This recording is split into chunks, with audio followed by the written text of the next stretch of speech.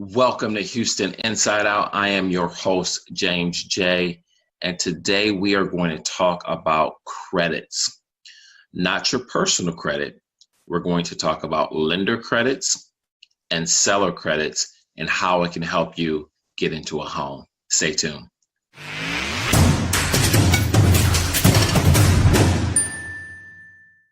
Welcome, guys, to Houston Inside Out. I am your host, James J, and I am happy to be with you guys today. I'm going to be very brief today, and I hope you guys are enjoying the holiday. If you have the day off, a lot of people don't have the day off, so I'm still working today. A lot of people are still working, but just wanted to come to you guys today and talk a little bit about credits.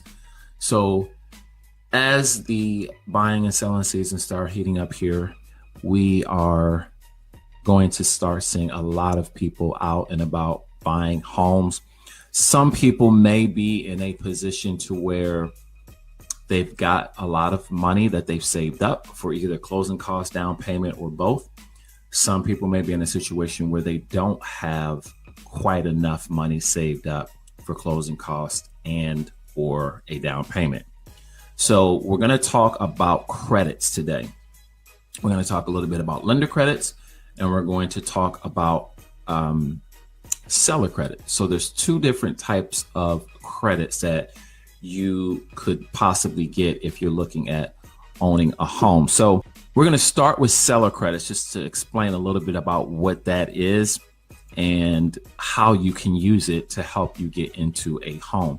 Now, depending on the lending program, there's going to be different amounts of what we call interested party contributions, or IPC. Okay, interested party contributions. That's a seller, a lender. If you're getting a gift fund or something like that, these are all interested party contributions, or IPC. All right. So as of the end of 2018, according to Fannie Mae, they will allow between 3% and 9% of the purchase price of a primary residence or a second home to be contributed to the transaction as an interested party contribution. All right. That's according to Fannie Mae. The allowance variation is based on the down payment. So if you're putting down 10% or less, you're going to be limited to a certain amount of contribution. All right. If you're putting down 25% or more, you're going to be able to get maybe a little bit more contribution. Now, again, depending on the type of loan, FHA, conventional, VA, USDA, they're all going to have their criteria as to how much you can get. But if you're eligible, for example, for an FHA loan, so you will be able to get a seller credit of up to 6% of the purchase price. This is all negotiated by you and the seller. All right. So your realtor can help you with this. We can help you with this. And if you guys find any of this valuable, please head on over, take a look at txmortgagemoney.com, txmortgagemoney.com. There's some resources there, and we can help you with getting through and navigating this, because a lot of this stuff is a little confusing, but I think it's important that you know you have options. All right. There's a lot of different ways to structure a loan to be able to help you get into a home if you're needing additional help. So again, the higher the contribution, the higher the down payment, you're going to be able to get a little bit more in contribution. But again, this is all negotiated by you and the seller. Now, if it's a buyer's market, for example, then you may be able to negotiate a little bit more from the seller. All right. If it's a seller's market, you're probably not going to be able to use your strategy, because sellers are going to have their pick. You know, they're going to have multiple offers. In a lot of situations, they're going to have several different offers. So if you're looking to get a seller contribution, it may not happen in the seller's market. Just might not happen, or it may not be, you may not be able to get as much as you would in, say, a buyer's market, for example. So just depends on the situation, the timing, the time of year. Right now, relatively slow as far as the number of listings that are on the market. So maybe it's a good opportunity to negotiate a little bit more from a seller as we head into spring and summer.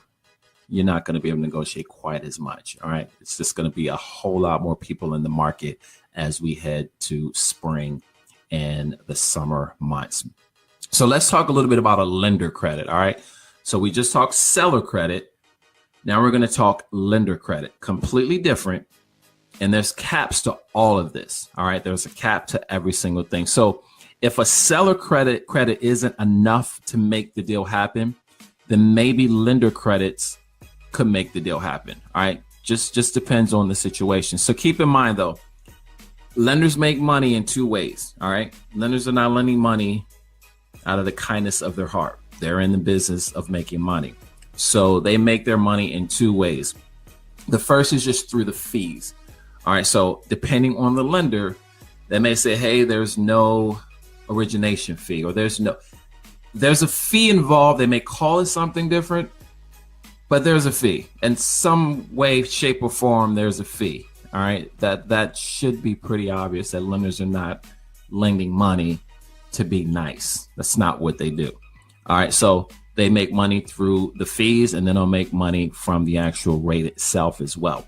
That's not like it used to be back in the day as far as the rate. Lenders don't make very much money like they used to pre-2008. But there's still some fees. There's still some money making involved with the rate as well as the fee.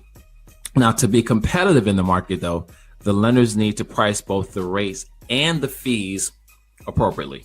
All right. So that there's so many different options out there right now for buyers as far as choosing lenders. And you got to be really careful with whom you're choosing. This is virtually the biggest investment most people are going to make. So you got to be really careful. We would love to help you if you've got questions, if you need to get a pre-approval. You need to be careful who you're dealing with as far as the loan goes. I highly recommend you have somebody local, all right, to where you can actually physically walk into a place and meet with somebody face to face. Just my opinion. It's the biggest amount of money you're probably ever going to borrow. I think it's nice to have a relationship with the person that you're dealing with versus just dealing with somebody online. Just my 2 cents there. So the higher the interest rates that the lender charges, typically they're going to make a little bit more money on the loan when they go sell it to investors on the secondary market. And I talked about the secondary market. That's Freddie Mac, Fannie Mae. I talked about that a couple of weeks ago, did a video on it. Basically, the lender's going to take that loan that they give you, the buyer. They're going to package that up. Actually, they're going to sell it off, to either Fannie Mae or Freddie Mac. So there's certain criteria that Fannie Mae and Freddie Mac have to be able to buy these loans from the lenders. All right. Lenders sell the loan off to either one of those two entities. They go right back out and they lend money again. It's kind of how the cycle works.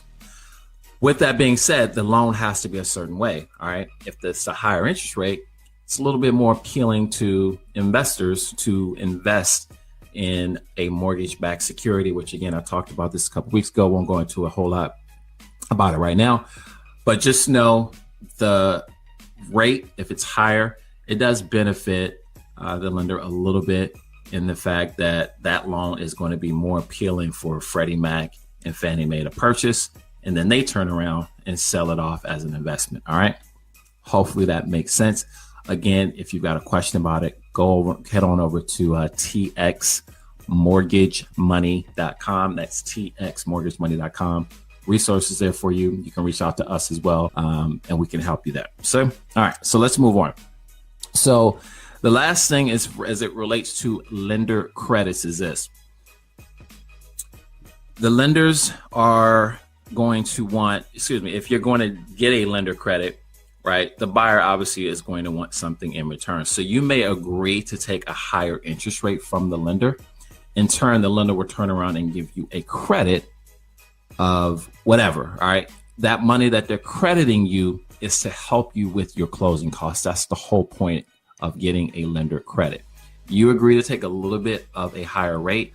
Also, you may hear the term premium pricing. It's similar, right? You take a little bit of a higher interest rate. The lender will give you some money that you can then use for your closing costs. That's kind of how that works. So I hope that makes sense, guys. There's a lot of different ways to go about getting into a home, and lender credit, seller credit, that is something to consider. and your mortgage partner can help you. We can help you. Again, txmortgagemoney.com. Reach out to us there if you got a question about this. If you want to get a pre-approval, we can help you with that as well. And any other mortgage questions that you have, we can assist you with that. All right. Time is about to start heating up for buying and selling. We would love to partner with you to help you get a mortgage. If you got real estate questions, we can help you there as well. All right. Take care, guys. Have a great Monday, and we'll talk soon. Have a good one.